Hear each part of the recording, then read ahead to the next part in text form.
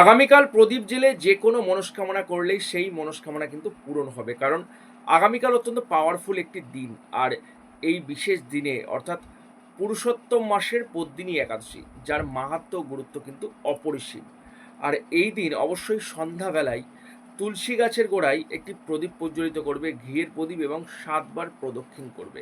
সাথেই ঠাকুর ঘরে ভগবান বিষ্ণু মা লক্ষ্মীর সামনে একটি প্রদীপ প্রজ্বলিত করবে, মাটির প্রদীপ ঘি দিয়ে জ্বালবে, তার মধ্যে দুটো এলাচ দিয়ে দেবে এবং প্রদীপের দিকে তাকিয়ে ভগবান বিষ্ণুকে স্মরণ করে নিজের যে কটা মনস্কামনা আছে অবশ্যই জানাবে। সাথেই ওং নমো ভগবতে বাসুদেবাই মন্ত্রের জপ ১০৮ বার করে নিতে হবে।